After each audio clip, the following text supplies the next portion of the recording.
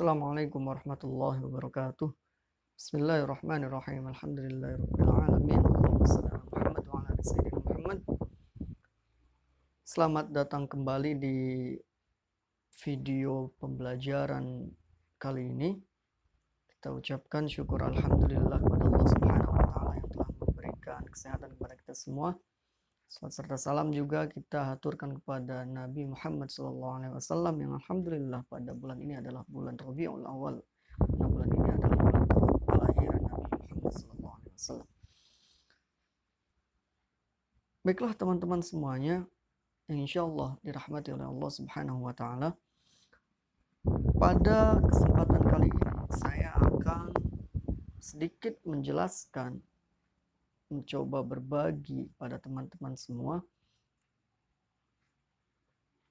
tentunya pada materi kelas 12, yaitu tentang cerahkan hati nurani dengan saling menasehati. Sebelum kita mulai, mari kita awali dengan berdoa terlebih dahulu dengan mengucapkan basmalah. Bismillahirrahmanirrahim. Baiklah teman-teman semua, pada bab 5 kali ini, kelas 12, yaitu kita membahas tentang cerahkan hati nurani dengan saling menasehati.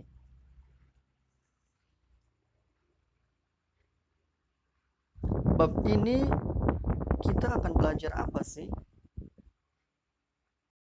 Teman-teman, yang pertama kita akan belajar membaca Quran surat Luqman ayat 13 sampai 14. Kemudian yang kedua, kita akan analisis Quran surat Luqman ayat 13 dan 14. Itu asbabun nuzulnya, di sini saya akan bahas. Kemudian yang ketiga adalah hikmah dan manfaat saling menasihati. Itu yang akan kita pelajari pada bab 5 kali ini. Baiklah teman-teman semuanya, perintah saling menasehati. Jadi saling menasehati, mengingatkan dalam hal kebaikan adalah kewajiban bagi sesama muslim. Sini ya, ingat ya, kewajiban bagi sesama muslim. Karena manusia ini adalah mempunyai sifat an-nisyan mahallul khoto, al-insan mahallul khoto wan nisyan. Manusia adalah tempatnya salah dan lupa, sehingga wajib bagi kita untuk saling nasihat menasehati. Wajib. Kata Nabi Muhammad SAW, kullu bani Adam khoto'un. Setiap bani Adam, anak Adam, manusia adalah orang yang berbuat salah. Dan sebaik-baik orang yang berbuat salah adalah mereka yang bertaubat kepada Allah, beristighfar, gitu ya. Jadi karena setiap orang pasti berbuat salah, kecuali para nabi ya. Para nabi ini dijaga, nabi dan rasul dijaga langsung oleh Allah Subhanahu wa taala. Orang yang khusus, manusia tapi tidak seperti manusia biasa. Kalaupun berbuat salah itu langsung ditegur dan diluruskan oleh Allah Subhanahu wa taala. Karena setiap manusia secara umumnya mempunyai kesalahan dan berbuat salah, maka mengingatkan orang lain itu adalah kewajiban. Dalam Islam, mengingatkan orang lain secara lisan biasa disebut nasihat, ada wasiat, atau tausiah, atau mau'izah. Ini biasa kita dengar ya, atau tadzkiro, peringatan. Istilah umumnya adalah ceramah. Jadi berceramah itu adalah tausiah, menasihati, berwasiat, mau'izah, tadzkiro. Itu adalah ceramah kalau bahasa Indonesianya. Jadi kegiatan menyampaikan tausiah demikian disebut dengan tabligh atau menyampaikan. Ya. Ada istilah ceramah, tabligh. Tabligh ini adalah menyampaikan ceramah, menyampaikan nasihat. Sehingga ketika ada kalimat tabligh akbar, itu maksudnya adalah ceramah yang dikemas secara meriah dan dihadiri oleh banyak jamaah. Tabligh akbar biasa kita dengar tabligh akbar dalam rangka rangka Maulid Nabi itu berceramah dan dihadiri oleh banyak orang. Kalau nasihat ini kan personal ya, lebih ke personal. Semua kegiatan itu adalah bagian daripada dakwah, yaitu dakwah bil lisan. Karena hanya berupa ceramah. Sedangkan kalau dakwah ini bukan hanya melalui lisan saja, ada juga melalui dakwah bil hal. Jadi ceramah dan tabligh itu adalah bagian dari dakwah. Karena ini adalah dakwah bil lisan.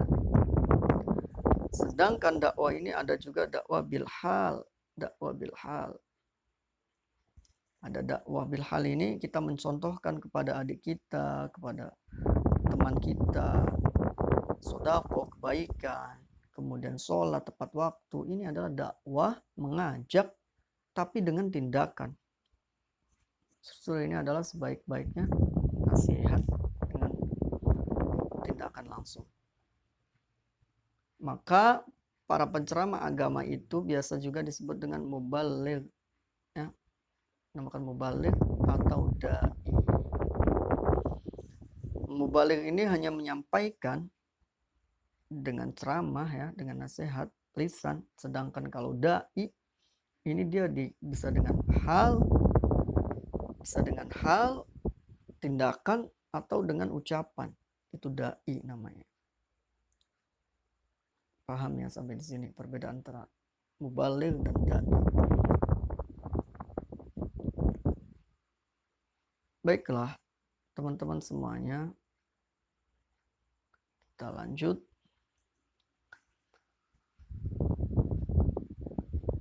Nah, di sini poinnya.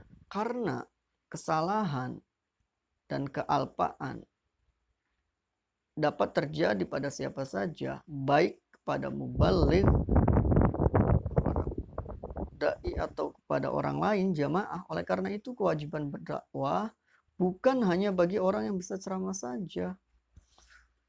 Berdakwah ini bukan hanya para ustadz saja, para guru saja, melainkan bagi seluruh umat Islam, karena kewajibannya saling menasihati. Karena Muhammad SAW bersabda, "Balighu anni walau ayat." Sampaikanlah dariku meski hanya satu ayat.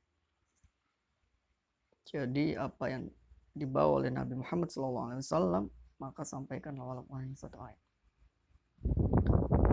Terus bagaimana caranya mengingatkan saudara yang berbuat salah atau lupa? Tidak harus dengan berceramah. Bagaimana caranya menasehati? Apalagi kepada ustadz yang sedang berceramah. Ini juga ada etikanya ya. Kita tidak bisa misalkan guru kita sedang lupa ya. Dia minum sambil berdiri atau terlihat auratnya atau body shaming terhadap siswa lain. Kita tidak serta-merta langsung menasehatinya di situ. Kayak Pak Guru, Bapak ini ngerti nggak sih? Itu salah, bukan seperti itu Pak. Tidak boleh melecehkan orang lain, body shaming tidak boleh. Bukan begitu ya. Jadi ada etikanya juga.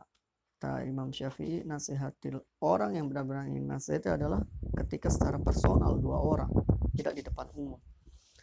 Maka ada nanti etika-etika dalam menasihati atau berdakwah yang prinsipnya adalah kita saling menasehati, tidak hanya guru atau saja semua sesama umat Islam.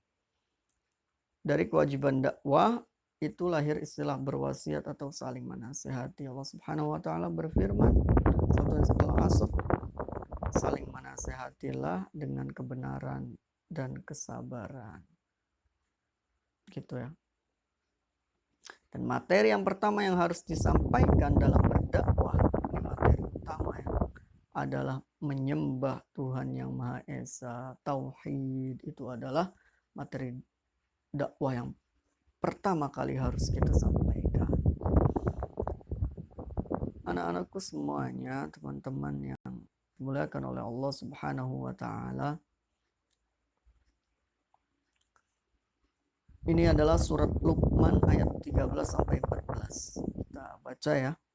A'udzu billahi minasyaitonir rajim. Wa idh qala Luqmanu libnihi wa huwa ya'idhuhu ya bunayya la tusyrik billah innasyirka la zulmun azim. Ayat di bawahnya. Wa wassayna al-insana biwalidayhi hamalathu ummuhu wahnan ala wahnin wa fisaluhu fi 'amain an ishkur li wa liwalidayk ilayyal masir. Shadaqallahul azim. Jadi materi dakwah yang paling utama adalah yang pertama adalah seperti yang ada dalam Quran surat Luqman, yaitu la tusyrik billah, la tusyrik billah innasyirka la zulmun azim. Jangan menyekutukan Allah, karena menyekutukan Allah adalah dosa yang sangat besar, kezaliman yang sangat besar, kezaliman yang benar-benar besar. Kemudian setelah nasihat tentang dakwah, tentang syirik, menyekutukan Allah, maka yang kedua adalah menasehati bahwa terhadap kedua orang tua kita harus berbuat baik. Wa wassaynal insana biwalidayhi. Diperintahkan kepada manusia agar berbuat baik kepada kedua orang tua. Ini ya, secara vertikal sudah horizontal. Luar biasa derajat orang tua kita ini setelah berdakwah, nasihati untuk tidak syirik, maka orang tua adalah prioritas yang kedua.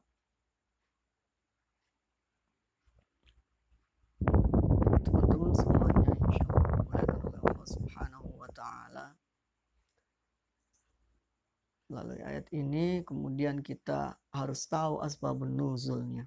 Asbabun nuzul ini adalah sebab-sebab, asbab ini bahasa Arab ya, sebab-sebab turunnya Al-Quran, asbabun nuzul. Kenapa ayat itu bisa turun? Kenapa ayat itu bisa diwahyukan oleh Allah Subhanahu wa taala? Ini adalah ada latar belakangnya. Settingnya ada. Sehingga dengan memahami latar belakang turunnya ayat ini, kita tidak salah paham terkait pesan apa yang akan disampaikan oleh Allah Subhanahu wa taala. Adapun sebab turunnya ayat ini, Luqman 13 dan 14, mufassir ulama ahli tafsir berpendapat bahwa ayat ini turun tentang sahabat Nabi, yaitu Sa'ad bin Abi Waqqas. Tatkala dirinya memeluk Islam, Sa'ad bin Abi Waqqas ini memeluk Islam, lalu ibunya mengatakan kepadanya, ibunya tidak ridho saat ini masuk Islam. Wahai Sa'ad, telah kami informasikan kepadaku bahwa engkau telah condong kepada Muhammad. Demi Allah, aku tidak akan berteduh dari teriknya matahari. Aku tidak akan makan dan minum hingga engkau mengingkari Muhammad dan kembali ke amal sebelumnya. Karena saat ini adalah anak yang dicintai oleh ibunya, kemudian ibunya tidak ridho, dia mengikuti Muhammad SAW. 3 hari ibunya tidak makan, tidak minum, berteduh, kena sinar matahari. Dan saat mengadukan kepada Nabi Muhammad SAW sikap ibunya seperti itu, maka turunlah ayat ini. Maka turunlah ayat 13 dan 14. Jadi yang pertama adalah prioritas adalah maka ada istilah atau hukum begini: turutilah orang tuamu perintah apapun selama tidak menyekutukan Allah Subhanahu wa taala. Apapun perintah yang diperintahkan oleh orang tua kita itu wajib kita laksanakan, kecuali hal-hal yang menyekutukan Allah dan bermaksiat kepada Allah. Itu kita boleh untuk menentangnya, wajib juga untuk kita tidak menurutinya. Artinya ayat ini adalah walaupun orang tua harus kita turuti, harus kita laksanakan perintahnya, akan tetapi ketika berhubungan dengan syirik kepada Allah, maksiat kepada Allah, itu kita tidak wajib atau tidak wajib untuk menurutinya. berbuat baik bukan berarti kita harus bermaksiat kepada Allah Subhanahu wa taala. Baiklah teman-teman semuanya. Terakhir ada pertanyaan terkait dengan isu yang sering kali kita tidak bisa dipungkiri ya, beberapa kasus bahwa kita seringkali baca ya itu tulisannya, kita seringkali kecewa melihat seorang oknum dai atau guru, ustadz ya, guru itu memberi nasihat yang baik-baik dalam ceramahnya, tetapi perbuatannya tidak sejalan dengan isi ceramahnya, seperti terlibat tindak kejahatan, pelecehan seksual, dan kemaksiatan lainnya. Itu tidak bisa dipungkiri karena manusia ya, tidak ada yang sempurna. Nah, terkait hal tersebut, terkait kejadian oknum tersebut, bagaimana komentar teman-teman semua terhadap permasalahan tersebut? Apa komentar atau pendapat teman-teman terkait isu ini? Seorang guru dai ustadz yang berceramah kan, tetapi perbuatannya tidak sejalan dengan apa yang diceramahkan, apa yang disampaikan. Silahkan teman-teman tulis di kolom komentar biasa ya, tulis nama dan pendapat teman-teman di situ, itu sebagai absen ya, biasanya sebagai tulis nama lengkap dan absen, kemudian pendapat dan komentar teman-teman terkait permasalahan tadi itu apa, gitu ya. Baiklah, itu saja dari saya. Nanti hikmah dan sikap atau materi bab ini ada sebagian yang belum nyusul ya minggu depan. Insyaallah mudah-mudahan kita diberikan umur panjang oleh Allah Subhanahu wa taala. Terima kasih atas segala perhatiannya. Kurang lebihnya mohon maaf. Billahi taufik wal hidayah. Assalamualaikum warahmatullahi wabarakatuh.